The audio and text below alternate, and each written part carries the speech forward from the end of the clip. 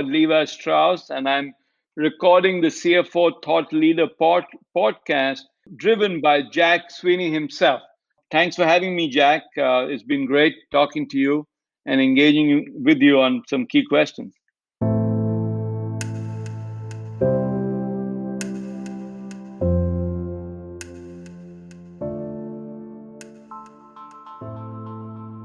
Hello, Thought Leader listeners. Jack here, bringing you a special episode along with some milestone updates. It's that graduation time of year. You can feel it. Perhaps you recently attended one. And we too feel as though we experienced something of a graduation of sorts. It was May 15th. We published our 1,000th episode. That was hard to believe. It kind of drove home the fact that we've been at this a while now. 1,000 CFO conversations that we have published exclusively for you. And since I have rarely shared anything with you about the platform, the podcast and the blog and the videos, and I hope you'll indulge me here, when I mention once more our mission, the big one. We created CFO Thought Leader as a platform to help finance leaders share their career experiences in ways that larger numbers of executives can relate to and find more engaging. And, we know that by learning about the successes and, of course, the failures of others, those leaders and senior finance executives that populate our growing audiences can more confidently advance their own narratives as they chart their leadership paths and take inspired action. That's our mission. That's what, those are the exact words. And yes, I did read them. Sorry if it sounded templated, but that's our mission. And we haven't strayed from that. And as we hit episode 1,000, we want finance leaders to know now more than ever that this platform is for them. This is where they have an open invitation to share their experience, share their stories. And so, alongside our 1,000th episode, we have yet another milestone. And that is that we have just published a book titled The CFO 500, the Finance Career Builder's Guide to the C-Suite. And it'll shortly be available for purchase on our mothership, cfothoughtleader.com. If it's not in May, it will be June 1st, as we are told by our web developer. It'll all be available. Just visit us at cfothoughtleader.com. Basically, the book contains profiles of 500 of our CFO guests from over the years. And what we've done is dedicate a page to each of the CFOs. And we have a write-up, sort of their bio, and a QR code displayed on each page, allowing the reader to quickly access the actual audio podcast episode that featured the profile CFO. So the reader can sort of breezily thumb through the edition and pick out the finance leaders they're most interested in learning about. So you can go ahead and fold a corner. Print media allows you to do so. So the book, in its own way, we view as a milestone. And by mentioning it, it allows me to segue to Fatema El-Wakeel, who is a data strategy and analytics evangelist, a PhD data strategy researcher at the University of Cambridge, and get this, head of global data platforms at Unilever. We are featuring Fatema on this episode, and she is someone I know you'll find very interesting. Of course, a little more context would likely be helpful. Fatema is also a non-executive board member of the Institute of Management Accountants, the IMA. It's an association I'm supportive of and one CFO Thought Leader seeks to partner with when the opportunity presents itself. which it has from time to time. And it's a fact that led me to ask the highly approachable Mike DePrisco, who's president of the IMA, to provide us with a foreword to the CFO 500, which he graciously agreed to do. And so now we're coming full circle here because IMA 24, that's the IMA Annual Accounting and Finance Conference, it's being held in San Antonio next month from June 9th to 12th. And I plan to attend, as I did last year. And I'll be there with a stack, a CFO 500 volumes under both arms. Not really. No, not really. I'll have a table, though, set up inside the expo center. If you're attending, I hope you'll come by and say hi. I will be giving away a few books, a few CFO 500s, but just a few. Nonetheless, it would be great to connect, as I hope to, with many of the attendees. And maybe we'll have the opportunity to meet Fatima in person. She'll be in attendance, or at least she told me they have a board meeting. The IMA apparently has a board meeting adjacent to the conference or during the conference. So she expects to be in attendance as well. But right now, here's my conversation with data evangelist Fatema El-Wakeel.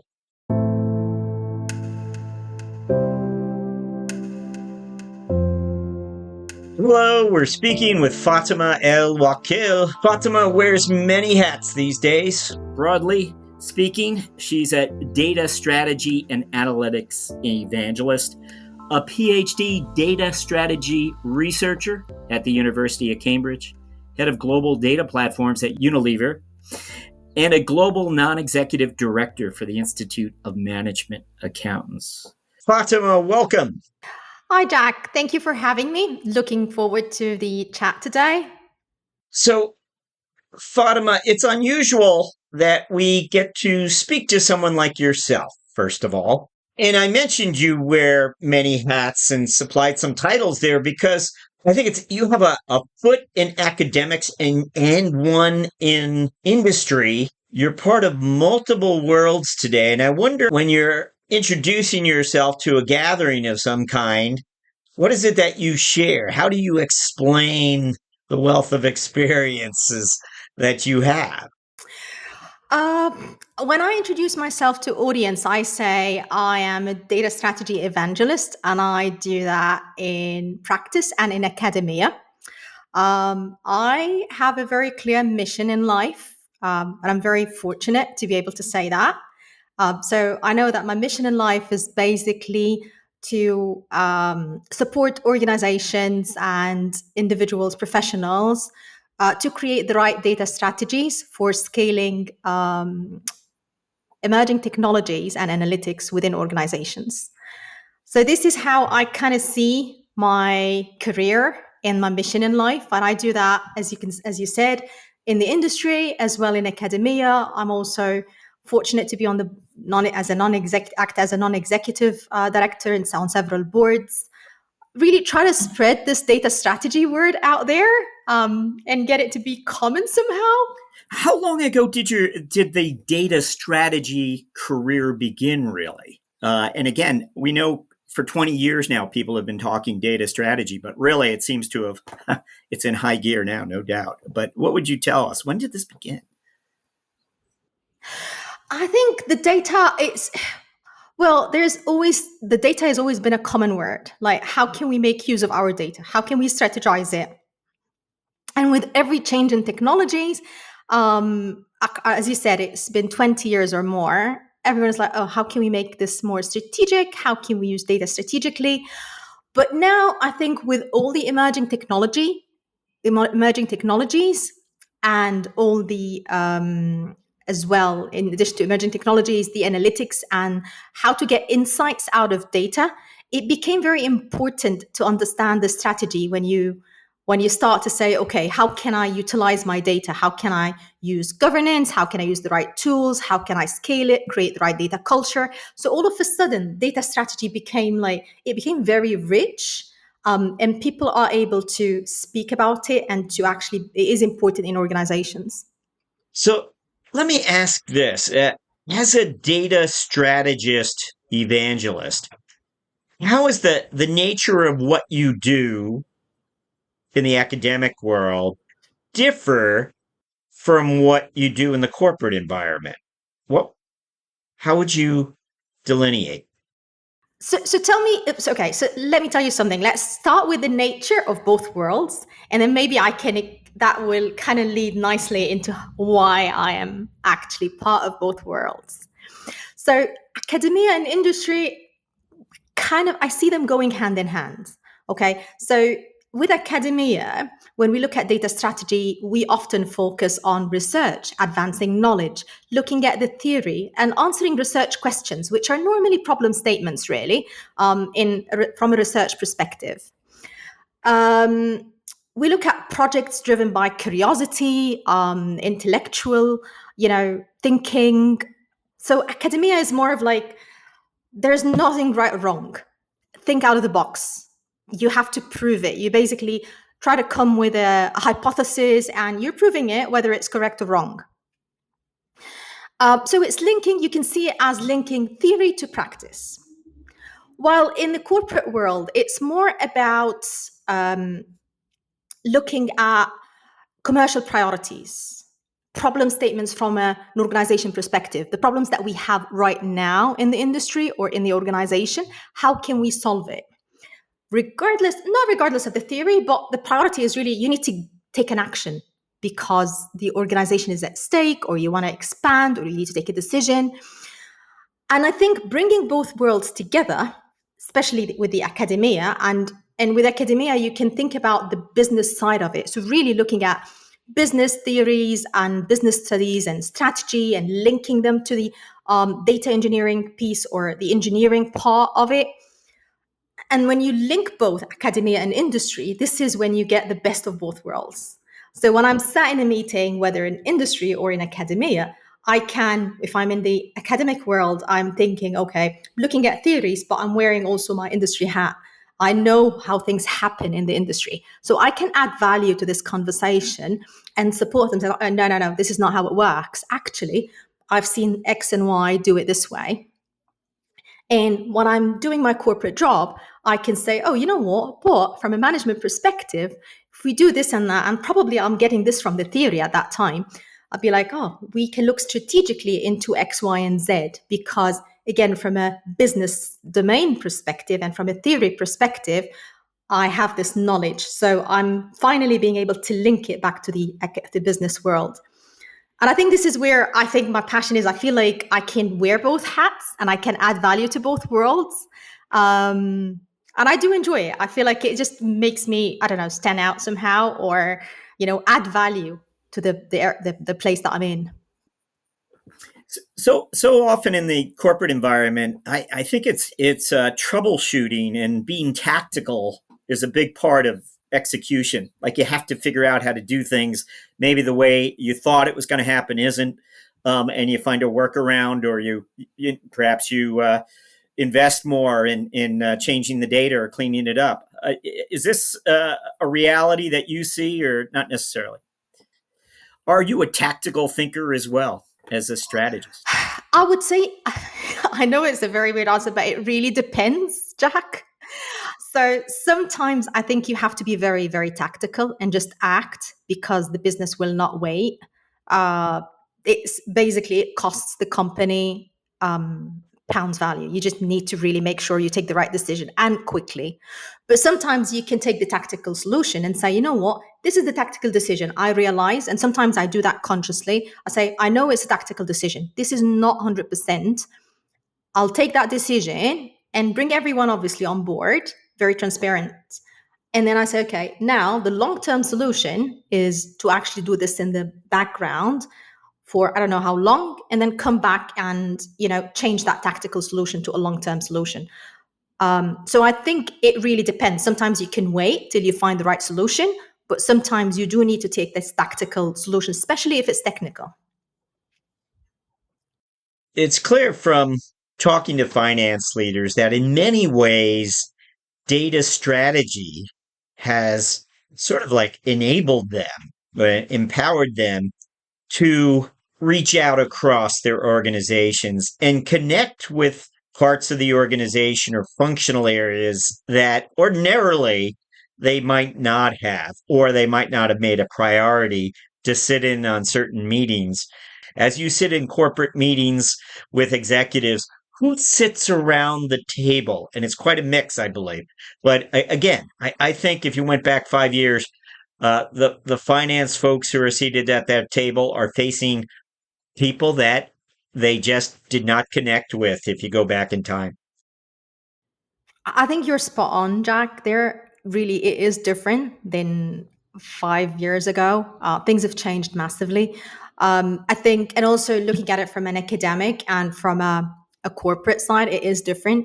So when I'll give both examples. Like if I'm in academia, normally if I'm speaking about decision making when it comes to data and creating, roadmaps or creating models or frameworks, that would be probably researchers, faculty members, and industry partners. So I work closely with different industry partners to make sure that whatever we're creating in academia works for the industry. Because again, we're not siloed. And that's the beauty of the university I'm in. um, the discussions run around methodologies, theories, framework, long-term solutions, and industry applications. While if I speak about the corporate world, it's not much different, to be honest, but it has changed. Like and I would say it depends on few things.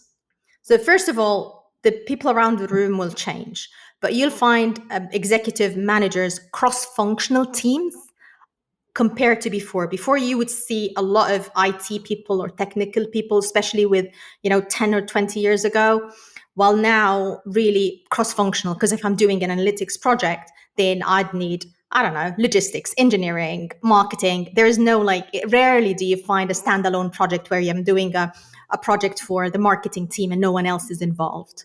But I'd say it also depends on the maturity of the organization and the industry. So, having worked across different industries like IT or automotive, FMCG, hospitality, the maturity of the organization and the people who have a seat at the table is very different. And I think that makes a lot of the decision making and the meetings different as well. One of the things that confronts CFOs, they get recruited and are positioned to step into a new CFO position. Is there a question that they should be asking to determine whether this company is as data savvy as they're led to believe? And I think it's an important one because very often there is just data chaos in certain companies. What is the question that a CFO candidate might ask to get a read on whether their prospective employer or future management team partners are data savvy? I'd say a few questions. First of all, they need to understand. So depends on the size of the organization, okay? But that goes across all, whether it's a small organization or a big organization. They need to know the culture, the data culture within the organization, how important the data culture is. Because people speak a lot like, oh, data is really, really important. And it is our priority. We are a very data driven company. But then you start speaking to them more, and I'm like, are you really? Ha, exactly. So, what is it that they can ask? What is that question? I would say, what is your data plan? Who is leading data within the organization? So, a company, aside from Google and Amazon, okay, or the tech companies, where they might not have Uh-huh. a chief data officer or someone who has a seat at the table, because those companies might live and breathe data. Other than that, I'd expect a data person to have a seat at the table, and that shows the maturity of the organization. They're willing to pay for like a senior executive to have that title, and it shows the investment is there in terms of the Exactly. organizational And leadership. that person should have a data strategy. Yeah, they should be able, even if they don't have it named or the name there as a data strategy, they should be able to speak about the roadmap that they're having for the data. Like what is the data maturity? Do they have the data in the data lake? Are they using emerging tech? Are they using AI? How are they using AI? Are they using, I don't know, maybe digital twins? And I think those are the kind of conversations that should happen. And also, what are the challenges? Because a simple thing, like when I speak to someone, it's like, okay, what are the challenges you're facing? The answer to that question speaks volumes. Because if their data is, very siloed and they can't really put the data in the data lake, or there's no governance, or it just shows you the maturity. And then the next question would be, okay, so you have this problem, that's good. As they say, what do they say? They say, knowing the problem is halfway to the solution, something along the lines. But knowing the problem is great. Now that you know the problem, are you acting on it? Like, what is your plan to solve it? Fatima, we know that you've been involved in a number of different studies. The one that was brought to my attention was the Jaguar Landover study regarding data strategy. Can you talk about one of the studies with us, one or two, a few of the studies with us? What would you share? So what we did for Jaguar Land Rover at that time, I was leading the data for the financial services, and we managed to actually create a strategy during COVID. So we started the data journey during COVID, which was very interesting, and that's why it was published in the Cambridge white paper or journal. But we managed to create a proper data strategy, and that meant actually understanding the maturity of where we were at that time, understanding the tools that were available. Jaguar Land Rover, it wasn't like it is out there. Jaguar Land Rover operates a hub and spoke. So basically making sure that we're aligned to the hub and making sure that we're aligned to the central team, which I mentioned before, in terms of tools, looking at the roadmap, prioritizing projects and starting to deliver, bringing everyone on board because it was such a strategic and important thing to do, especially during COVID, where it was a bit of a challenge, and being able to deliver. And that was a turnaround. And I can put the link to the paper in the I can send you in the show notes. Yeah, that would be great. It was really part of the things that we've created. Like it was something that I am very proud of, and the team. It was an amazing team. So that's one of the examples. I think another example. No, no, no, no. Look, I'm going to tell you the examples, and you just put them somewhere, okay? But just make sure. I think the person who's editing this will hate me, so apologies when you hear it, please. Whoever is editing it. Um, the other things that people can actually read about. So one of the things that Unilever is really good at is the use of emerging tech. And you can find a lot of AI case studies and looking at the metaverse. So there's metaverse stuff out there, case studies where you can see Unilever using the metaverse, Unilever using AI, digital twins, which one of the few organizations that we actually use digital twins, and we use emerging tech in anger. And it's out there, so I'm not saying anything confidential. But it's we have a great data strategy and a roadmap for technology, which is, I'd say, very few organizations have their act together, which is really good. I've heard you use this one phrase several times now, I think. So I'm going to ask you, what are the characteristics of a data culture? What's a data culture about? So data culture is something that's very close to my heart because I think it can determine the success of the organization. And it's one of the things that matures. So I see data culture as something that you start with and it continues to improve. And the way you can think about it is an organization doesn't have any data, it is interested in having data, but it doesn't have a plan. They don't know what to do. But the CEO is like, oh, data is important. And that CEO, he or she, if they just start speaking about the data culture, the importance of it, creating the data, and then straight away there's no Just take into account that there is no plan.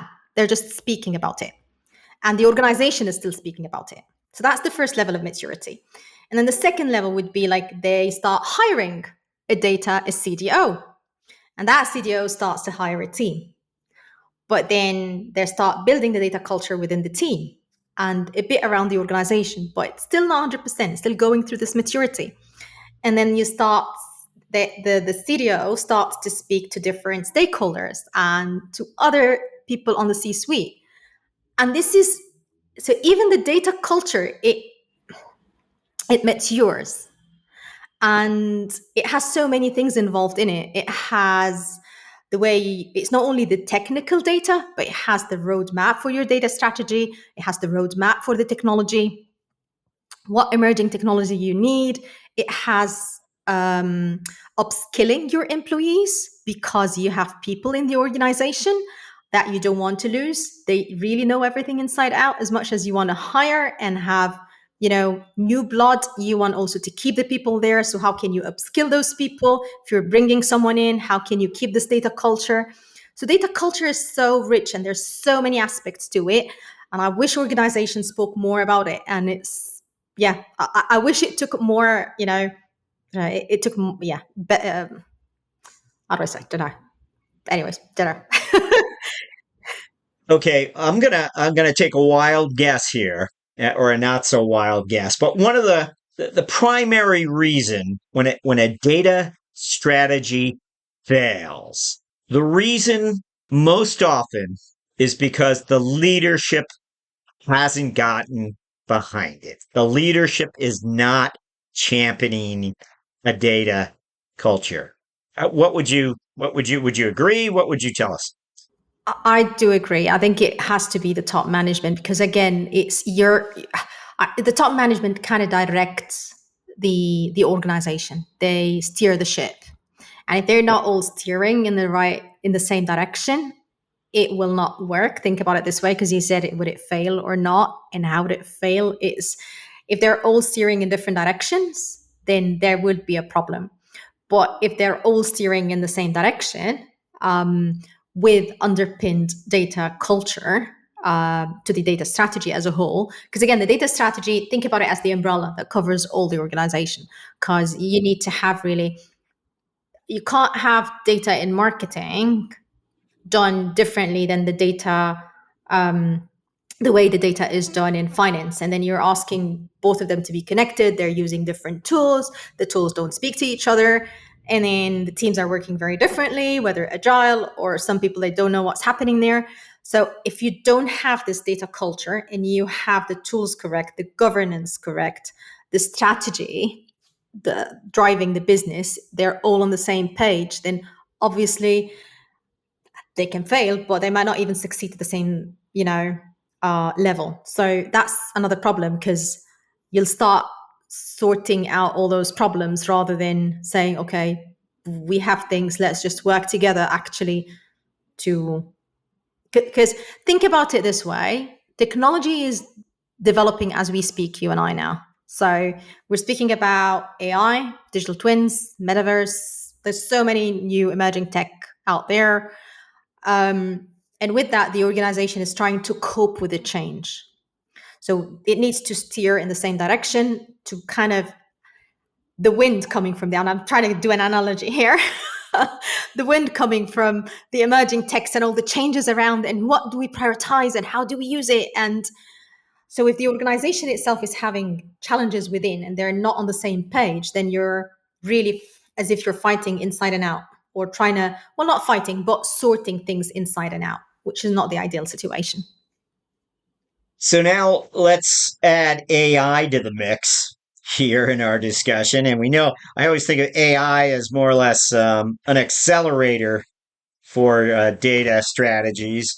Sometimes in our discussions, finance leaders almost used AI and data interchangeably. It's sort of part of the same discussion. What do you make of that? So I think when you said it, they're used synonymously. They are. Sometimes when I'm in conferences or I meet people and we speak about this, there's like, yeah, we have an AI strategy and it covers everything. And I'm like, No, it shouldn't be the same. Those are two different things. But so think about it as I'd see them as complementary and I see them as one part of the other. So complementary in the terms that the AI strategy should be part of your data strategy. So data strategy is the big umbrella that has your foundations in. It has the data quality, it has the data privacy, governance, and part of it as well is the emerging technologies. And part of emerging technology is the AI. So AI is part of your technology. And because AI is so big at the moment and it's going through a lot of transformation, you definitely can have an AI strategy, but it has to be aligned to your data strategy, which is the big umbrella there. And your AI strategy can actually help your data strategy. So think about it as a two-way thing. So your data strategy kind of governs, it's the umbrella, it shows what should happen in the AI strategy, but also the AI strategy can enable insight and drive action to your data strategy. It can support it through data strategy adoption, machine learning algorithms, help the data strategy with governance, help it with to uncover patterns. So, and I think this is how I see them. They are not.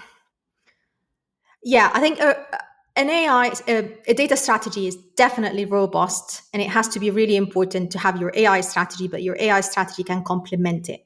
But the big umbrella is the data strategy. That's how I see it.